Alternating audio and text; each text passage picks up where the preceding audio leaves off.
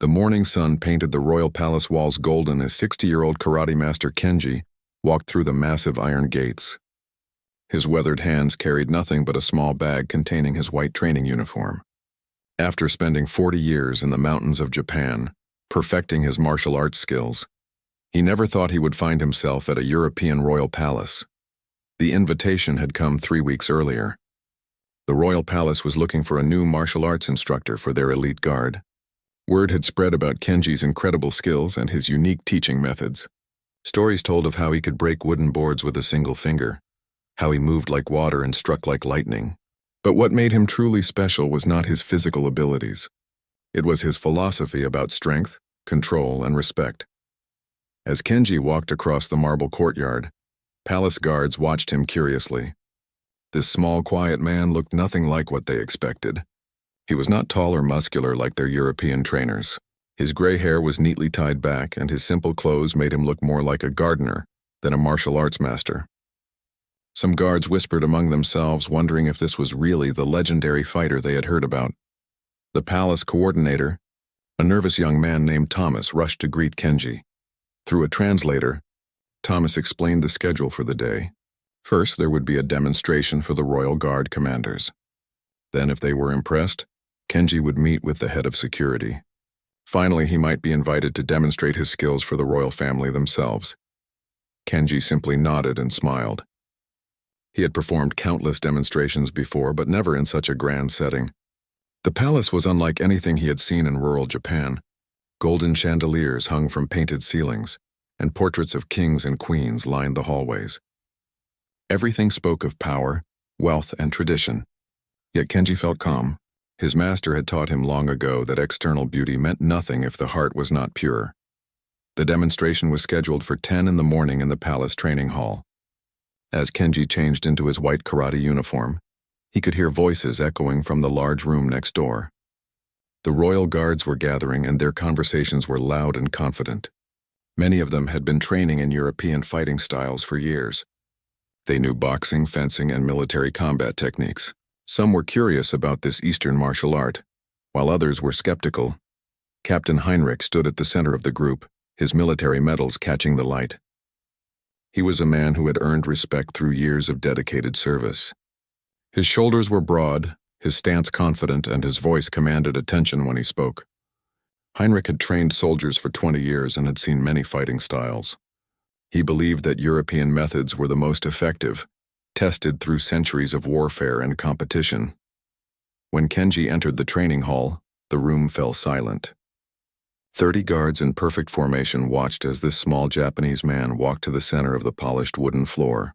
He bowed deeply, a gesture of respect that some guards found strange. In their culture, men shook hands or saluted. This deep bow seemed almost submissive to them. The translator explained that Master Kenji would begin with a kata, a series of choreographed movements that demonstrated various fighting techniques. Kenji closed his eyes for a moment, centering himself. Then he began to move. What happened next left everyone speechless.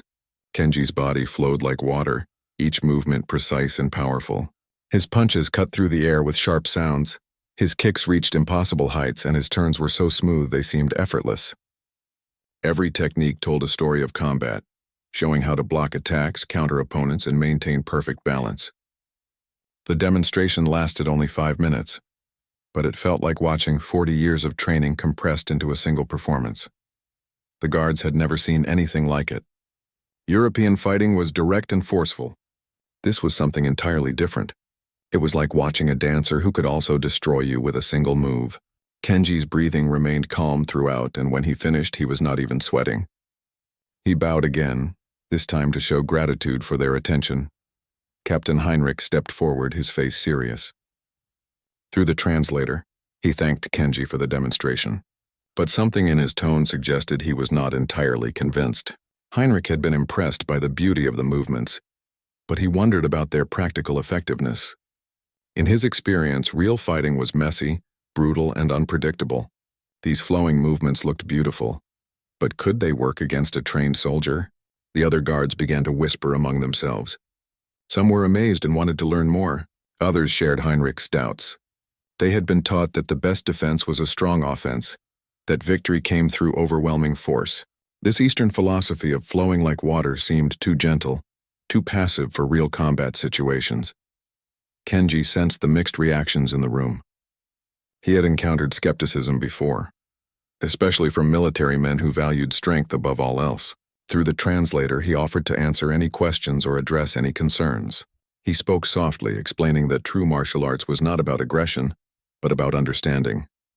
It was about using an opponent's energy against them, about finding strength in flexibility, and about winning without causing unnecessary harm. Heinrich listened carefully, but his military mind kept questioning. How could gentle movements defeat aggressive attacks? How could flexibility overcome strength? These concepts went against everything he had learned in his 20 years of training soldiers. He respected the artistry of what he had seen, but he needed proof that it would work in real situations. As the morning progressed, more palace officials arrived to observe. Word had spread quickly about the unusual demonstration taking place in the training hall. Courtiers, security personnel, and even some members of the royal staff gathered to watch. The atmosphere grew more formal and tense. What had begun as a simple job interview was becoming a much larger event. Kenji remained calm despite the growing crowd. His master had taught him that external pressure was just another form of energy that could be redirected. He continued to answer questions, demonstrate techniques, and explain his philosophy. But he could sense that something was building. The skepticism in the room was growing stronger, and he knew that words alone would not be enough to convince these men. As noon approached, Captain Heinrich made a decision that would change everything. He had listened to the explanations and watched the beautiful demonstrations, but he needed to see how these techniques would work against real opposition. In his direct military way, he stepped forward and made a request that surprised everyone in the room. The stage was set for a confrontation that nobody had planned, one that would test not just fighting techniques but cultural understanding, respect, and the true meaning of strength. What happened next would create ripples that spread far beyond the palace walls, affecting careers, relationships, and international relations in ways that nobody could have predicted. The demonstration that was supposed to showcase Eastern martial arts was about to become something much more significant and dangerous.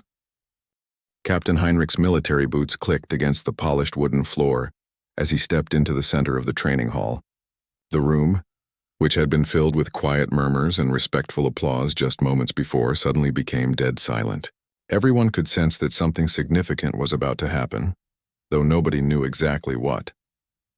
Heinrich was a man shaped by decades of military discipline and European fighting traditions. At 45 years old, he had trained thousands of soldiers and had earned his position through proven results on battlefields and training grounds across the continent. His reputation was built on his ability to prepare men for real combat situations, not artistic demonstrations. As he stood facing the small Japanese master, the difference between them was striking in every possible way. Where Kenji was calm and centered, Heinrich radiated controlled intensity. Where the master moved with flowing grace, the captain stood with rigid military precision. Where Kenji spoke softly through a translator, Heinrich's voice carried the authority of someone accustomed to giving orders that could mean life or death. These two men represented not just different fighting styles, but entirely different worlds. Heinrich cleared his throat and addressed the room in his commanding voice. He spoke in German first, then switched to heavily accented English so that more people could understand. His words were carefully chosen, but they carried an unmistakable challenge beneath the surface politeness. "Master Kenji has shown us beautiful movements," Heinrich began, his hands clasped behind his back in perfect military posture. "The techniques are clearly the result of many years of dedicated practice. However, here in the Royal Guard, we must prepare for real-world situations. We face actual threats, not choreographed demonstrations." The translator worked quickly to convey Heinrich's words to Kenji, but something was already being lost in translation. The captain's tone carried nuances of skepticism and challenge that were difficult to express in another language. In Japanese culture, direct challenges were often avoided in favor of more subtle forms of communication. Kenji heard the words but missed the underlying tension that was building in the room. Heinrich continued, his voice growing slightly louder as his confidence increased. "I have great respect for traditional martial arts, but I wonder how these techniques would perform against modern European combat methods. Our guards face real attackers, armed criminals, and trained assassins. They need practical skills that work under pressure, not beautiful dances. Several of the younger guards nodded in agreement. They had trained for months in brutal hand-to-hand combat, learning to strike hard and fast to overwhelm opponents before they could react. The flowing movements they had just witnessed looked impressive, but seemed too gentle for the harsh realities of protecting royalty from real threats. Kenji listened carefully to the translation, his face remaining calm and respectful. In his understanding, the captain was simply asking legitimate questions about the practical applications of martial arts. This was not unusual. Many military men had similar concerns when they first encountered Eastern fighting philosophies. Kenji had spent years explaining how gentle techniques could be more effective than brute force, how understanding an opponent's energy was more valuable than trying to overpower them. Through the translator, Kenji responded with characteristic humility. Captain Heinrich raises important points. Traditional martial arts may look gentle, but they are designed for real combat situations. The philosophy is different from European methods, but the effectiveness has been proven over many centuries. Perhaps I could demonstrate how these techniques work against resistance? This response, filtered through translation and cultural differences, reached Heinrich in a way that inflamed rather than calmed the situation. To the captain's ears, the master seemed to be suggesting that European methods were inferior, that centuries of Western military tradition could be improved by these foreign techniques. Heinrich's pride as a soldier and protector of the royal family was touched. The tension in the room continued to build as more people gathered. Word had spread throughout the palace that something interesting was happening in the training hall. Courtiers who rarely paid attention to military matters found excuses to observe. Palace security personnel stopped their rounds to watch. Even some kitchen staff peered through doorways, sensing that history was being made. Heinrich made a decision that would change everything. His military training had taught him that the best way to test a theory was through practical application. If these Eastern techniques were truly effective, they should be able to withstand pressure from proven European methods. If they failed under stress, it would be better to discover that now, rather than risk the safety of the royal family later. Master Kenji, Heinrich said, his voice carrying across the silent room. I would be honored if you would allow me to test these techniques in a friendly sparring match. Nothing dangerous, of course. Just a simple exchange to see how Eastern and Western methods complement each other. The translator struggled with this request. The word sparring had different meanings in different cultures. In Heinrich's military context, it meant a serious test of skills with controlled but real contact. In Kenji's traditional dojo, sparring was a cooperative exercise where partners helped each other improve. The translator did his best to convey Heinrich's intention, but crucial nuances were lost. Kenji heard the request as an opportunity for cultural exchange, a chance to show how different fighting traditions could learn from each other. He had participated in many such exchanges over the years, always with mutual respect and learning as the goal. He bowed politely and agreed to the captain's suggestion, seeing it as a sign of Heinrich's genuine interest in understanding martial arts philosophy. Heinrich interpreted Kenji's acceptance as confidence in his techniques. The captain respected confidence, but he also felt compelled to test it thoroughly. In his experience, overconfidence could be dangerous in real combat situations. If this master was truly skilled, he would be able to handle whatever Heinrich could offer. If he was not, it was better to discover that now. The two men began to prepare for their encounter, each following the customs of his own tradition. Kenji removed his shoes and bowed deeply, showing respect for his opponent and the training space. Heinrich loosened his uniform jacket and assumed a fighting stance that had been drilled into him through thousands of hours of training. Neither man realized that they were operating under completely different assumptions about what was about to happen. The crowd pressed closer, sensing that they were about to witness something unprecedented. Palace guards had never seen their captain spar with a foreign martial artist. The cultural observers had never seen Eastern and Western fighting styles directly compared. Everyone expected an interesting demonstration, but nobody anticipated the international incident that was about to unfold. As the two men faced each other in the center of the training hall, the differences between their worldviews became even more apparent. Heinrich saw a test of effectiveness, a necessary evaluation of foreign techniques against proven methods. Kenji saw an opportunity for mutual learning, a chance to build bridges between different warrior traditions. The stage was set for a collision not just of bodies, but of cultures, philosophies, and entirely different ways of understanding strength, respect, and the purposes of martial arts. What happened in the next few moments would transform a simple job interview into an international crisis that would test the diplomatic skills of two nations and the personal honor of two very different warriors. The training hall had become so quiet that people could hear their own heartbeats. 30 royal guards, a dozen palace officials, and various curious staff members formed a loose circle around the two men standing in the center of the polished wooden floor. Nobody moved. Nobody spoke. Everyone sensed that they were about to witness something that would be talked about for years to come. Captain Heinrich rolled his shoulders and adjusted his stance. His 20 years of military combat training had prepared him for this moment, though he had never faced an opponent quite like the calm Japanese master standing before him.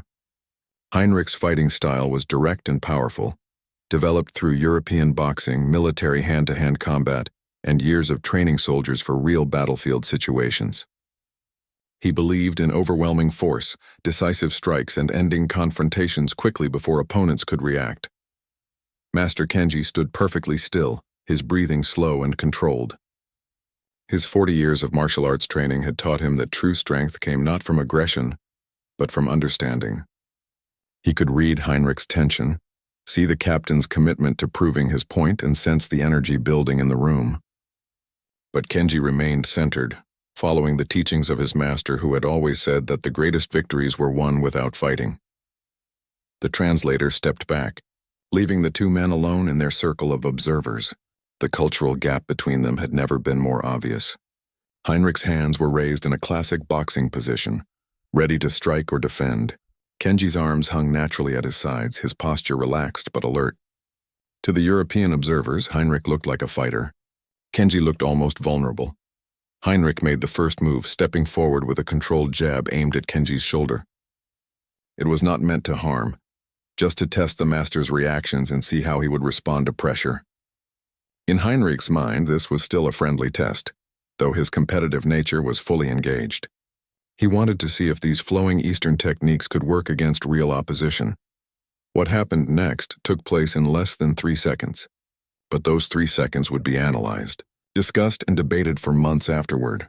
Security cameras captured every angle, though the speed of the action made it difficult to see exactly what occurred until the footage was played back in slow motion. Kenji moved like water flowing around a stone. Heinrich's punch, thrown with perfect form and considerable power, never found its target. Instead, Kenji stepped slightly to the side, his hands moving in a circular motion that redirected Heinrich's energy while drawing the captain forward and off balance. It was a classic Aikido technique, designed to use an attacker's momentum against them. Heinrich, suddenly finding himself being pulled instead of pushing, stumbled forward. His military training had not prepared him for this type of response. European fighting was about meeting force with force, blocking punches with blocks, answering attacks with counterattacks. This was something completely different. His own energy was being turned against him in a way that felt almost supernatural. Kenji's next movement was the Ippon Seoi Nage, a shoulder throw that is considered one of judo's most fundamental techniques. As Heinrich stumbled forward, Kenji ducked under his arm, positioned his shoulder against Heinrich's chest, and used the captain's own momentum to lift and throw him. The technique was executed with perfect form, demonstrating decades of practice and an intimate understanding of physics, balance, and body mechanics. But Kenji did not stop there. As Heinrich flew through the air, completely helpless and shocked by what was happening to him, Kenji followed through with a controlled strike to the captain's solar plexus. This was where the master's true skill became apparent. The strike was perfectly placed and timed, but it was delivered with just enough force to demonstrate technique without causing serious injury. In a real combat situation, this strike could have been devastating. In this demonstration, it was a masterpiece of control. Heinrich hit the wooden floor hard, his breath knocked out of him by the combination of the throw and the strike. For a moment, he lay there completely stunned, trying to understand what had just happened to him. 1 second, he had been advancing confidently with a simple jab, and the next he was on his back, gasping for air, wondering if his ribs were broken. The silence in the room was deafening. Nobody had expected to see their decorated captain thrown through the air like a child. The European guards stood frozen, unsure whether they should help their commander or arrest the man who had just apparently assaulted him. The palace officials looked shocked, wondering if they had just witnessed an international incident that could damage diplomatic relations. Kenji's reaction was immediate and telling.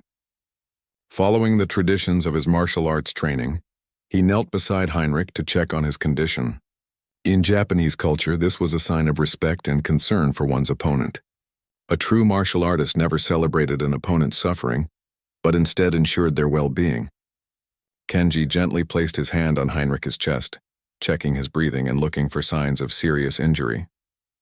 But to the European observers, this gesture looked entirely different. They saw the foreign martial artist kneeling over their fallen captain, apparently examining the damage he had inflicted. Some interpreted it as gloating, others as a threat. The cultural misunderstanding that had started with the sparring invitation was now spiraling completely out of control. Heinrich struggled to sit up, his face red with embarrassment as much as from the impact. His military uniform was disheveled, his carefully maintained dignity shattered in front of his subordinates and superiors. The physical pain was manageable, but the blow to his pride was devastating. He had been completely outclassed by techniques he did not understand, defeated by methods that seemed to violate everything he knew about combat.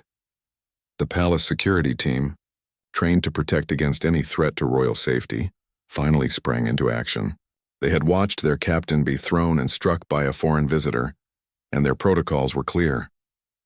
Within seconds, 4 guards surrounded Kenji, their hands on their weapons, unsure exactly what had happened but certain that their commander had been attacked. Thomas, the nervous palace coordinator who had greeted Kenji that morning, pushed through the crowd with panic written across his face. This was supposed to have been a simple demonstration, a routine job interview. Instead, he was facing a potential international incident involving assault charges against a guest of the royal family. His career flashed before his eyes as he tried to figure out how to explain this situation to his superiors. The translator, overwhelmed by the speed and complexity of what was happening, struggled to communicate between the increasingly agitated European officials and the confused but calm Japanese master. Kenji kept trying to explain that he had been demonstrating control, not aggression, but his words were lost in the chaos and cultural confusion surrounding the incident. Meanwhile, news of the confrontation was already spreading through the palace. In the age of smartphones and instant communication, several observers had recorded the encounter. Within an hour, blurry video footage would be circulating on social media, showing what appeared to be a foreign martial artist attacking a European military officer.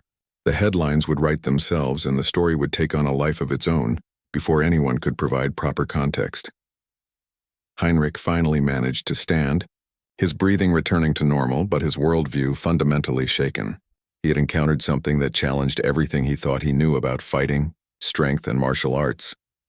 The techniques that had seemed too gentle and flowing to be effective had just demonstrated their devastating potential in the most personal way possible. As palace officials began making urgent phone calls and security personnel tried to control the situation, both Kenji and Heinrich found themselves trapped in a crisis that neither had intended to create. A simple demonstration of martial arts techniques had become an international incident that would test diplomatic relations, personal honor, and the possibility of understanding between vastly different cultures. The ornate holding room where Master Kenji found himself an hour later was a stark contrast to the simple mountain dojo where he had spent most of his life. Golden wallpaper covered the walls and expensive furniture filled the space, but thick curtains blocked the windows and 2 guards stood at the door. Despite the luxury, it felt very much like a prison. Kenji sat in perfect meditation posture on one of the velvet chairs, his hands resting calmly in his lap. His breathing remained steady and controlled, just as his master had taught him decades ago. External circumstances, his teacher had always said, were just temporary conditions that tested one's inner peace. Even in this strange situation, surrounded by confusion and potential legal trouble, Kenji maintained his center. Outside the holding room, the palace had erupted into controlled chaos. Thomas, the coordinator, was fielding urgent phone calls from his superiors while trying to explain a situation he barely understood himself. The royal family's security chief was demanding detailed reports. The palace legal team was researching international law regarding assault charges against foreign guests. The diplomatic corps was preparing for potential fallout with Japan. Meanwhile, Captain Heinrich sat in the palace medical facility, his ribs wrapped in bandages, though nothing was broken. The palace doctor had examined him thoroughly and found only bruising, but Heinrich's pride was wounded far more severely than his body. Word was spreading through the military ranks about what had happened in the training hall. Some guards whispered that their captain had been humiliated by a foreign fighter. Others wondered if these Eastern techniques might actually be worth learning. The video footage from the security cameras was being analyzed frame by palace officials. In slow motion, the encounter looked even more dramatic. Heinrich's confident advance, Kenji's flowing response, the throw that sent the captain flying through the air, and the precise strike that followed. But the context was missing. Without understanding the cultural differences and communication failures that had led to the confrontation, the footage looked like an unprovoked attack. News of the incident was already leaking beyond the palace walls. In the age of social media and instant communication, secrets were hard to keep. Several palace staff members had recorded the encounter on their phones, and edited clips were beginning to appear online. The headlines were sensational and inaccurate. Foreign fighter attacks Royal Guard. Karate master assaults palace security. International incident at Royal Palace. Each news report made the situation worse. The video clips, taken out of context and edited for maximum drama, showed only the throw and strike without the invitation to spar or the cultural misunderstandings that had preceded it. Social media commentators were choosing sides based on incomplete information. Some praised Kenji's superior martial arts skills, while others condemned what they saw as an unprovoked attack on a military officer. The Japanese embassy was contacted within 2 hours of the incident. Ambassador Yamamoto, a skilled diplomat with decades of experience, immediately recognized the potential for this situation to damage relations between the two countries. He began making urgent calls to both his government in Tokyo and the royal palace, trying to understand exactly what had happened and how to prevent it from escalating further. Inside the holding room, Kenji was visited by a parade of officials.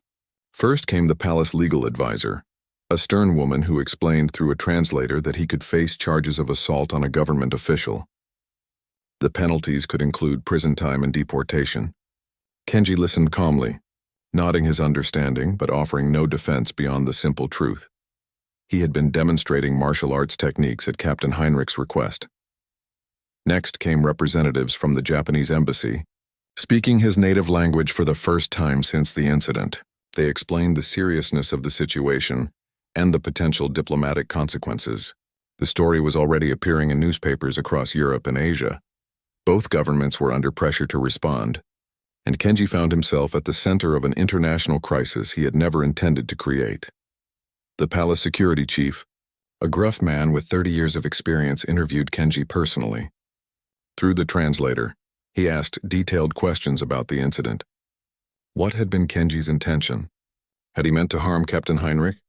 Did he understand that his actions could be interpreted as an attack on royal security? Kenji answered honestly, explaining his perspective and his martial arts philosophy. But the cultural gap seemed too wide to bridge with words alone. Meanwhile, Captain Heinrich was having his own crisis of conscience. As the initial shock and embarrassment wore off, he began to replay the incident in his mind. He remembered his own challenge to the master, his aggressive approach, and his assumptions about Eastern martial arts. Slowly, uncomfortably, he began to realize that he might have been wrong about more than just fighting techniques. The palace doctors had given Heinrich pain medication, but his mind was clear enough to review what had actually happened. Kenji's throw had been executed with perfect control. The strike to his solar plexus had been precise and measured, causing temporary incapacitation without lasting damage. In a real combat situation, Heinrich realized, he would have been seriously injured or killed. Instead, he had been given a demonstration of restraint and skill that he was only now beginning to appreciate. As evening approached, the situation continued to escalate. News crews were gathering outside the palace gates demanding statements about the assault on the royal guard. Government officials were being pressured to explain how a foreign martial artist had been allowed to attack a military officer on royal property. The story was taking on a life of its own, fueled by incomplete information and cultural misunderstandings. Inside the palace, emergency meetings were being held to determine how to handle the crisis. Some officials wanted to press charges immediately, arguing that allowing foreign visitors to assault royal guards would set a dangerous precedent. Others worried about the diplomatic consequences of prosecuting a respected martial arts master who might have been defending himself or responding to a misunderstood challenge. The palace legal team was discovering that the situation was more complicated than it initially appeared. The security camera footage showed Heinrich making the first aggressive move, even though his intention had been to test Kenji's techniques rather than attack him. The language barriers and cultural differences that had led to the confrontation would make it difficult to prove criminal intent on anyone's part. Ambassador Yamamoto arrived at the palace as the sun was setting, his diplomatic experience telling him that this crisis needed to be resolved quickly before it spiraled completely out of control. He carried with him detailed information about Master Kenji's background, his reputation in Japan, and his philosophy of martial arts as a way of promoting peace and understanding rather than violence. As night fell over the palace, 3 men found themselves trapped in a situation that none of them had intended to create. Kenji remained in his holding room, meditating on the lessons that might be learned from this experience. Heinrich lay in the medical facility, forced to confront his assumptions about strength, skill, and cultural superiority. And somewhere in the maze of palace offices, officials worked frantically to find a solution that would satisfy justice, preserve diplomatic relations, and prevent an international incident from destroying careers and relationships. The stage was set for a resolution that would require more than legal expertise or political maneuvering. It would demand the kind of wisdom, humility, and understanding that could only come from the hearts of the men who had created this crisis through their misunderstanding of each other's cultures and intentions. Captain Heinrich could not sleep. Despite the pain medication and the comfortable bed in the palace medical wing, his mind kept replaying the events of the day. Every time he closed his eyes, he saw himself flying through the air, completely helpless. His 20 years of military training rendered useless in a matter of seconds. But as the hours passed, something deeper than embarrassment began to trouble him. Around midnight, Heinrich requested to see the security footage of the incident. The night duty officer was surprised by this request, but the captain's authority was absolute when it came to security matters. Heinrich was wheeled to the surveillance room in a wheelchair, his ribs still tender, but his need to understand what had happened overwhelming his physical discomfort. The footage was even more revealing when viewed in slow motion and from multiple angles. Heinrich watched himself approach Master Kenji with what he now realized was unnecessary aggression. His body language spoke of challenge and dominance, not the friendly sparring match he thought he had been proposing. The cultural gap between his intentions and his actions became painfully clear as he studied his own behavior. But it was Kenji's response that truly opened Heinrich's eyes. Frame by frame, he could see the precise control in every movement. The master's redirection of Heinrich's punch was not violent but almost gentle, like water flowing around a stone. The throw that followed used Heinrich's own momentum and energy, requiring minimal force from Kenji himself. Most importantly, the strike to Heinrich's solar plexus was delivered with surgical precision, designed to incapacitate without causing lasting harm. Heinrich had been in enough real fights to recognize the difference between an attack meant to harm and a demonstration meant to teach. As he watched the footage repeatedly, he began to understand that he had not been assaulted. He had been given a lesson in martial arts control and philosophy that he was only now capable of appreciating. The captain's military training had taught him to analyze combat situations objectively, without letting pride or emotion cloud his judgment. As he applied this analytical approach to his encounter with Kenji, uncomfortable truths began to emerge. Heinrich realized that his challenge to the master had been rooted in cultural arrogance and professional jealousy rather than genuine curiosity about martial arts techniques. Heinrich had spent his entire career believing that European fighting methods were superior because they had been tested in real warfare. He had dismissed Eastern martial arts as overly philosophical and impractical, but the previous day's encounter had shattered those assumptions. Kenji had demonstrated that technique, timing, and understanding could be more effective than raw strength and aggression. As dawn approached, Heinrich found himself facing a crisis that went beyond the immediate diplomatic incident.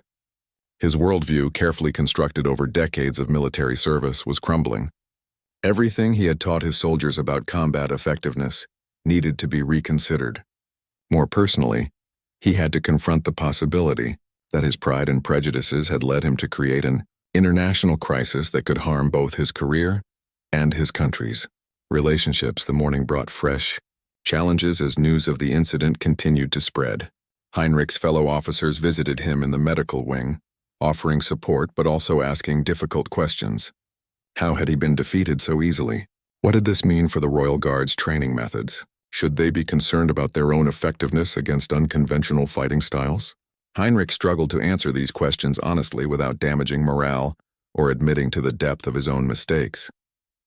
He could not simply tell his subordinates that everything they had been taught was wrong, but he also could not ignore the lessons that Kenji had demonstrated so dramatically. The captain found himself caught between loyalty to his established methods and growing respect for techniques he had previously dismissed. The media attention was becoming overwhelming.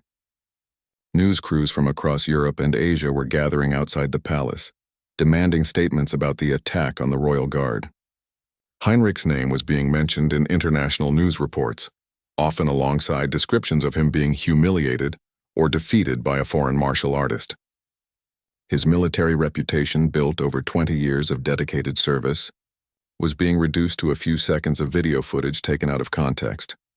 But the worst part for Heinrich was reading the online comments and social media posts about the incident. Many people were mocking him personally, questioning his competence and suggesting that he was unfit to protect the royal family. Others were using the incident to promote their own prejudices about Eastern versus Western fighting methods.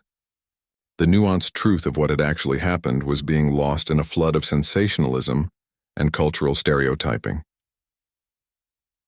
Around midday, Heinrich made a decision that would surprise everyone who knew him. He requested to meet with Master Kenji privately, without lawyers, diplomats, or palace officials present. The request was so unusual that it had to be approved by several levels of palace hierarchy. But Heinrich's position as head of royal security gave him considerable influence. Heinrich's motivation for this meeting was complex. Part of him wanted to apologize for creating the situation through his own cultural insensitivity. Part of him wanted to understand the techniques that had defeated him so thoroughly. But most importantly, he wanted to take responsibility for his role in creating an international incident that could harm innocent people. The captain's military honor demanded that he acknowledge the truth, even if it meant admitting to mistakes that could end his career. Heinrich had been taught that a leader must accept responsibility for his decisions and their consequences. He could not allow Master Kenji to be prosecuted for assault when the real fault lay with Heinrich's own assumptions and prejudices. As Heinrich prepared for this crucial meeting, he reflected on the values that had guided his military career. Honor, duty, courage, and integrity were not just words to him but principles that had shaped every important decision of his adult life. Now these same values were calling him to do something that would require more courage than any battlefield situation he had faced. Heinrich knew that admitting his mistakes publicly would damage his reputation and possibly end his career. The royal family and palace officials were under pressure to respond strongly to what appeared to be an attack on their security. Taking responsibility for the incident would not be popular with his superiors or his subordinates. But it was the right thing to do. The captain also realized that this meeting with Kenji represented an opportunity for something more than just damage control. If he could bridge the cultural gap that had created this crisis, he might be able to turn a disaster into a learning experience. The martial arts techniques that had defeated him so thoroughly might actually enhance the Royal Guard's effectiveness if they could be properly understood and adapted. As the afternoon sun filtered through the medical wing windows, Heinrich struggled to his feet, ignoring the pain in his ribs. He had made his decision. The meeting with Master Kenji would determine whether this international incident would end in mutual understanding or permanent damage to relationships between cultures, countries, and individuals who had more in common than either had initially realized. The stage was set for a conversation that would require both men to move beyond their cultural assumptions and find common ground in their shared values of honor, respect, and the pursuit of truth. What happened in that meeting would determine whether this crisis could be transformed into an opportunity for growth and understanding. The sound of Captain Heinrich's boots echoing through the palace corridors announced his approach, long before he reached the ornate holding room where Master Kenji waited. Palace guards snapped to attention as their commanding officer passed, though many noticed his slower pace and the careful way he carried himself. The bandages around his ribs were hidden beneath his uniform, but his pride bore wounds that were much more visible to those who knew him well. Heinrich paused outside the holding room door, gathering his thoughts and his courage. What he was about to do went against every protocol and procedure in the palace security manual. Meeting privately with someone who was technically under investigation for assault could be seen as improper, even dangerous. But Heinrich's military training had taught him that sometimes the most important battles were fought not with weapons, but with words, understanding, and the courage to admit when you were wrong. The two guards outside the door saluted as Heinrich approached. These were men he had trained personally, soldiers who had followed his orders without question for years. In a few hours, Heinrich might have to tell them that much of what he had taught them about combat and strength needed to be reconsidered. The thought was both humbling and terrifying. Inside the holding room, Master Kenji sat in the same meditative position he had maintained for hours. His breathing was slow and controlled, his face peaceful despite the chaos swirling around him. When Heinrich entered, Kenji opened his eyes and bowed his head respectfully, a gesture that surprised the captain and immediately set a tone of mutual respect rather than confrontation. The translator, a nervous young man who had been dealing with the crisis all day, quickly positioned himself between the two men. But Heinrich held up his hand and dismissed him. This conversation, he had decided, needed to happen without intermediaries, even if it meant struggling with language barriers. Some things were too important to be filtered through other people's interpretations. Heinrich moved slowly to a chair facing Kenji, his ribs reminding him of the previous day's encounter with every step. As he sat down, the two men studied each other in the soft afternoon light filtering through the curtained windows. The cultural and personal gulf between them seemed enormous, but both were intelligent men who recognized that they shared something important, a commitment to truth and honor that transcended their different backgrounds. Master Kenji, Heinrich began in careful English, speaking slowly to ensure he was understood. I owe you an apology. The words were difficult for a man accustomed to giving orders rather than explanations, but Heinrich forced himself to continue. Yesterday I challenged you because of my own ignorance and pride. I did not understand your culture or your methods. The fault for what happened lies with me, not with you. Kenji listened carefully, his face showing no emotion but his eyes reflecting understanding and compassion. When Heinrich finished, the master responded in his limited English, supplemented by gestures and expressions that conveyed meaning beyond words. Captain Heinrich is honorable man. Yesterday was misunderstanding, no fault, only learning opportunity. Despite the language barriers, communication was beginning to flow between the two men. Heinrich found himself relaxing for the first time since the incident, recognizing in Kenji a kindred spirit who valued integrity above personal advantage.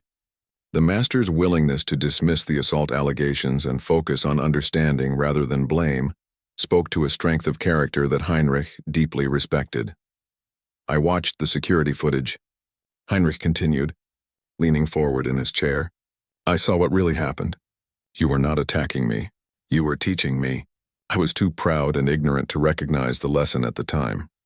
He paused, struggling with both the language and the emotions he was trying to express. Your techniques, they are not what I expected. More effective than what I have been teaching my men. Kenji's face brightened with understanding and perhaps a hint of relief. Through simple English and expressive gestures, he began to explain the philosophy behind his martial arts. True strength, he conveyed, came not from overpowering opponents but from understanding them. The best victory was one that ended conflict without causing unnecessary harm. Physical techniques were just tools. The real power lay in the mind and spirit of the practitioner. As the conversation continued, both men discovered surprising common ground. Heinrich's military values of discipline, loyalty, and sacrifice for others aligned closely with the martial arts principles that Kenji had devoted his life to studying. Both men had dedicated themselves to protecting others, though their methods and cultural contexts were different.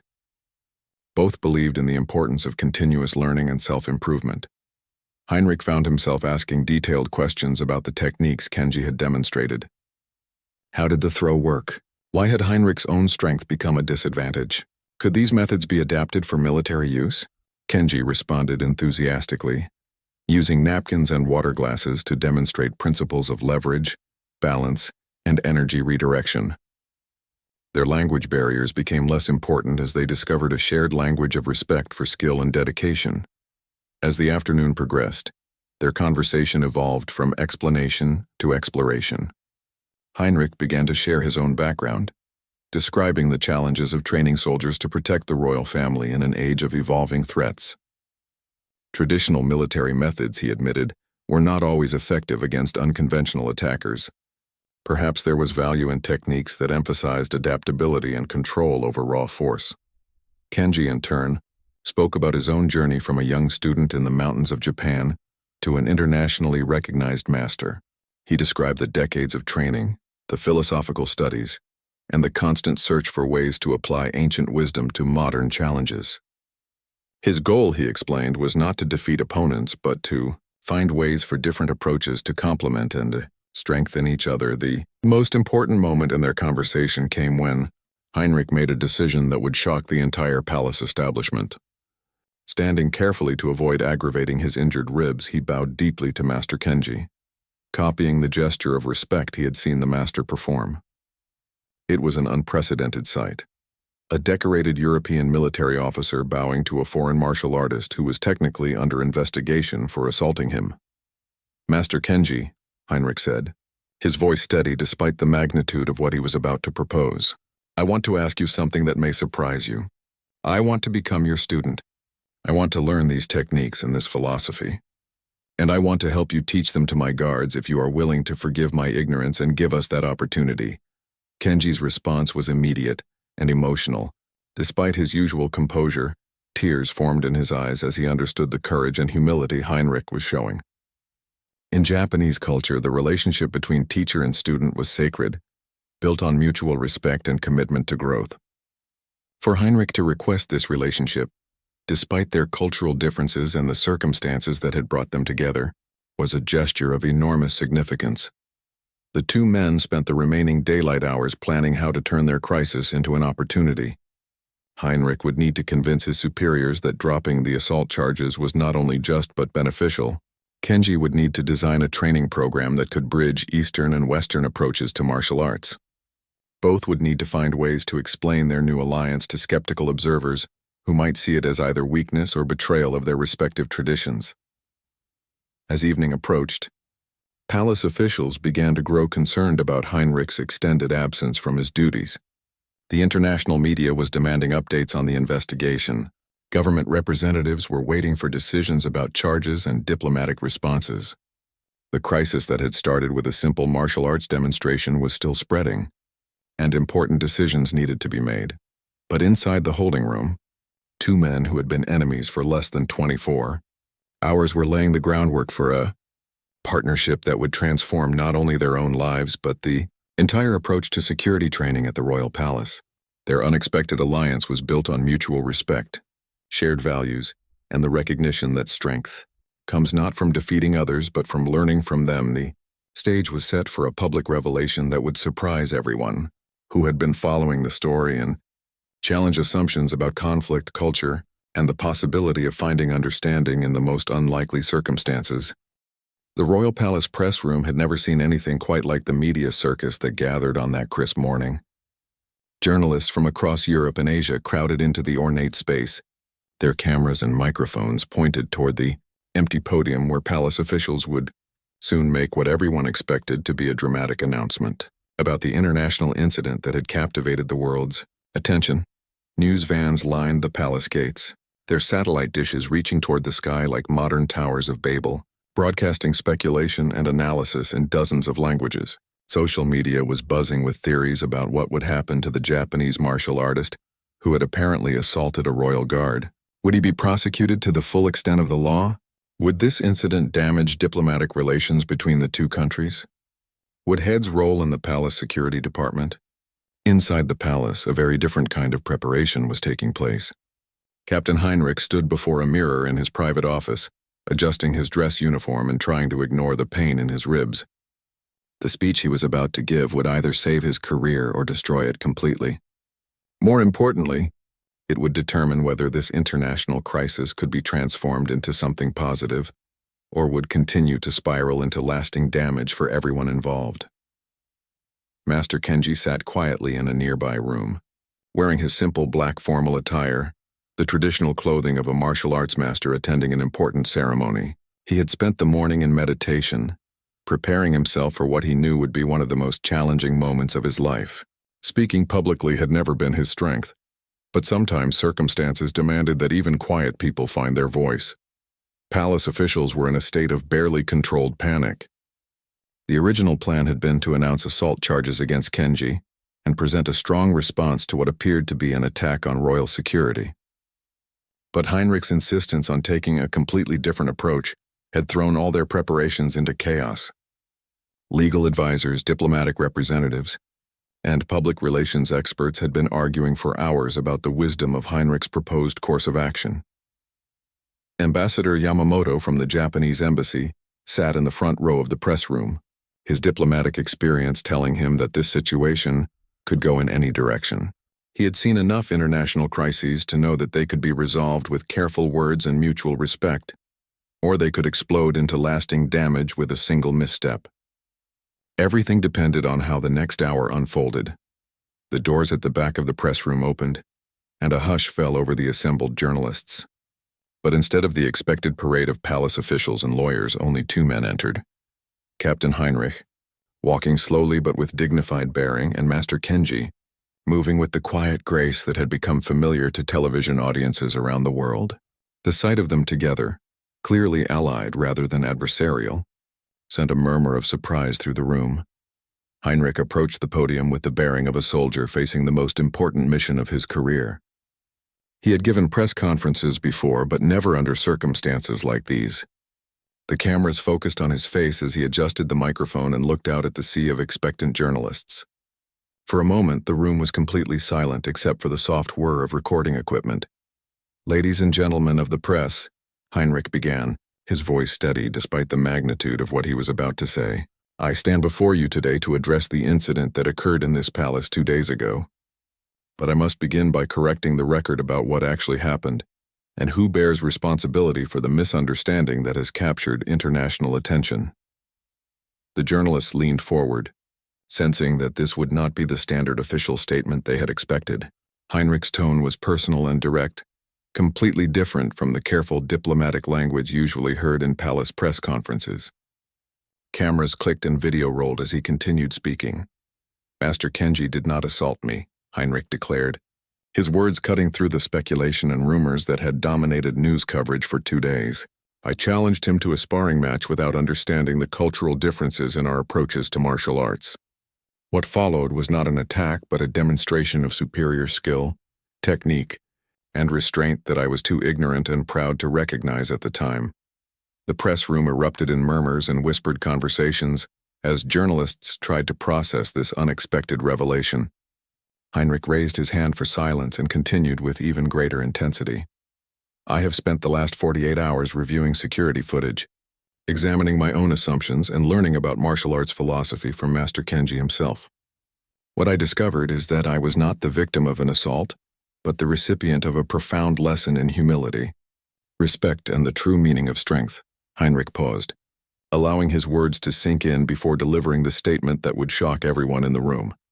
"Master Kenji's techniques were not only superior to anything I have encountered in 20 years of military training, but they were executed with a level of control and restraint that prevented serious injury despite my own aggressive approach. Any other response to my challenge could have resulted in my hospitalization or worse. Instead, I received a demonstration of martial arts mastery that has fundamentally changed my understanding of combat, effectiveness, and personal discipline." The captain stepped aside from the microphone and gestured for Kenji to join him at the podium. The master moved forward with quiet dignity, bowing respectfully to the assembled journalists before speaking in his careful English. "Honored members of the press," Kenji began, his soft voice requiring everyone to listen carefully. What happened between Captain Heinrich and myself was not conflict but communication. In martial arts, we learn that the greatest victory is the one that ends disagreement without causing harm. Captain Heinrich is a man of great honor, who sought to understand different approaches to protecting others. This seeking of knowledge deserves respect, not criticism. Kenji's words, delivered with obvious sincerity and respect for Heinrich, began to shift the entire narrative that had dominated international news coverage. Instead of a story about cultural conflict and international incident, a different picture was emerging. One of mutual learning, respect, and the possibility of finding common ground between vastly different traditions. But Heinrich was not finished. What he said next would become the most replayed moment in international news coverage for weeks to come. Master Kenji has agreed to work with our Royal Guard to develop new training methods that combine the best of European military techniques with the wisdom of Eastern martial arts, Heinrich announced. Furthermore, I have requested permission to become his student, to learn from someone whose skill and character have earned my deepest respect. The press room fell completely silent as Heinrich moved to stand beside Kenji. Then, in a gesture that would be broadcast around the world, the decorated European military officer bowed deeply to the Japanese martial arts master, maintaining the position for several seconds in a display of respect that transcended cultural boundaries. When Heinrich straightened, Kenji placed his hand on the captain's shoulder in a gesture of acceptance and mutual respect. The two men stood together at the podium, their partnership representing something unprecedented in the palace's long history. The questions from journalists came in a rapid-fire sequence, but Heinrich and Kenji answered them as a team. Yes, all charges were being dropped. Yes, the Royal Guard would be implementing new training methods. Yes, this partnership represented a new approach to international cooperation and cultural exchange. Ambassador Yamamoto watched from the front row with relief and admiration. In 30 years of diplomatic service, he had rarely seen a crisis resolved with such grace and wisdom. Instead of damaging relations between countries, this incident was creating new opportunities for cooperation and understanding. As the press conference concluded, the story that emerged was completely different from what anyone had expected. Headlines around the world would soon announce not an international incident, but an international partnership. Social media would be filled not with outrage and conflict, but with admiration for two men who had found common ground across cultural divides. The transformation was remarkable. What had begun as a potential diplomatic disaster had become an inspiring example of how misunderstanding could evolve into mutual respect when people were willing to listen, learn, and admit their mistakes. The press conference that was supposed to announce punishment had instead announced partnership, setting the stage for changes that would extend far beyond the palace walls. 6 months after the incident that nearly became an international crisis, the Royal Palace training facility looked completely different. Where once there had been only boxing rings and weight training equipment, now there were also meditation areas, flexible floor spaces for practicing throws and grappling, and walls decorated with calligraphy expressing martial arts philosophy in multiple languages. The transformation reflected a revolution in thinking that had spread far beyond the palace walls. Captain Heinrich arrived at the training hall each morning before dawn, just as he had for 20 years. But now, instead of leading his guards through traditional military exercises, he began each session kneeling in meditation alongside Master Kenji. The sight of a decorated European military officer sitting quietly in contemplation had initially shocked his subordinates, but they had quickly learned to appreciate the mental clarity and focus that this practice brought to their training. The changes in Heinrich himself were remarkable. The aggressive, pride-driven officer who had challenged Kenji 6 months earlier had evolved into a thoughtful leader who valued wisdom above dominance. His approach to training had become more nuanced, emphasizing technique and understanding over raw strength and intimidation. His guards noticed that he listened more and lectured less, that he asked questions instead of simply giving orders. Master Kenji had also been transformed by the experience.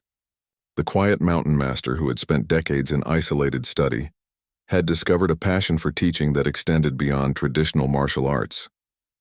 Working with the royal guards had challenged him to find new ways of explaining ancient concepts, to bridge cultural gaps that he had never encountered in his rural Japanese dojo.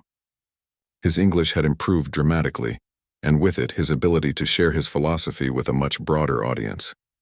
The training program they had developed together was revolutionary.